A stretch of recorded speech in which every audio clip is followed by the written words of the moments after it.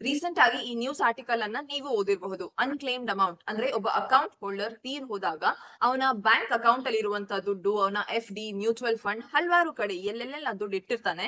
ಆ ದುಡ್ಡನ್ನ ಕ್ಲೇಮ್ ಮಾಡೋದಕ್ಕೆ ಅವನ ಲೀಗಲ್ ಹೇರ್ಸ್, ಮಕ್ಕಳು, ಹೆಂಡತಿ ಯಾರು ಬರೋದಿಲ್ಲ.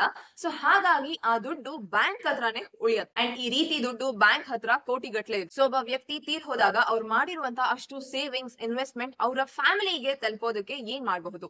ಮೋಸ್ಟ್ ಇಂಪಾರ್ಟೆಂಟ್, ನಿಮ್ಮ ಫ್ಯಾಮಿಲಿ, ನಿಮ್ಮ ಹಸ್ಬೆಂಡ್, ವೈಫ್ ಅಥವಾ ನಿಮ್ಮ ಮಕ್ಕಳಿಗೆ ಮೊದಲು ತಿಳಿಸಿ ದಟ್ ನೀವು ಎಲ್ಲೆಲ್ಲೆಲ್ಲ ದುಡ್ಡನ್ನ ಇನ್ವೆಸ್ಟ್ ಮಾಡಿದಿರಿ, ಎಷ್ಟು ನಿಮ್ಮ FD ಯಾವ ಕಡೆ ಇನ್ವೆಸ್ಟ್ ಮಾಡಿದಿರಿ, ಯಾವ ಬ್ಯಾಂಕ್ ಅಲ್ಲಿ ನಿಮ್ಮ ಅಕೌಂಟ್ ಇದೆ, ಇದನ್ನೆಲ್ಲ ಸಾಧ್ಯವಾದ್ರೆ ಒಂದು ಡೈರಿಯಲ್ಲಿ ಬರೆದು ಡೀಟೇಲ್ಸ್ ಅನ್ನ ಇಟ್ಕೊಳ್ಳೋದು ವಾಸಿ. ನಿಮ್ಮ ಅಕೌಂಟ್ ಅನ್ನ ಜಾಯಿಂಟ್ ಅಕೌಂಟ್ ಆಗಿ ಓಪನ್ ಮಾಡಿ ನಿಮ್ಮ ತಂದೆ ತಾಯಿ ಅಥವಾ ಹಸ್ಬೆಂಡ್ ಅಂಡ್ ವೈಫ್ ಜೊತೆಗೆ. ಅಂಡ್ ನಿಮ್ಮ ಪ್ರತಿಯೊಂದು ಅಕೌಂಟ್ ಅಲ್ಲೂ ನಾಮಿನಿಯನ್ನ ಮೆನ್ಷನ್ ಮಾಡಿ, ಸೊ ದಟ್ ಆ ದುಡ್ಡು ಡೈರೆಕ್ಟ್ ಆಗಿ ನಾಮಿನಿಗೆ ರೀಚ್ ಆಗುತ್ತೆ, ಯಾವುದೇ ತೊಂದರೆ ಇಲ್ಲದೆ. ಮೇನ್ ಪ್ರಾಬ್ಲಮ್ ರೈಸ್ ಆಗದೆ ನೀವು ಜಾಯಿಂಟ್ ಅಕೌಂಟ್ ಇಲ್ಲ ಹಾಗೂ ನಾಮಿನಿನ ಎಲ್ಲೂ ಮೆನ್ಷನ್ ಮಾಡಿಲ್ಲ ಅಂತಂದಾಗ ತೀರ್ ಹೋದಂತ ವ್ಯಕ್ತಿಯ ಲೀಗಲ್ ಹೇರ್ಸ್ ವಿಲ್ ಅನ್ನ ಶೋ ಮಾಡ್ಬೇಕಾಗತ್ತೆ. ವಿಲ್ ಕೂಡ ಬರದಿಲ್ಲ ಅಂತ ಅನ್ನುವಂತ ಪಕ್ಷದಲ್ಲಿ ಡೈಡ್ ಇಂಟರ್ಸ್ಟೇಟ್ ಅಂತ ಕರಿತೀವಿ.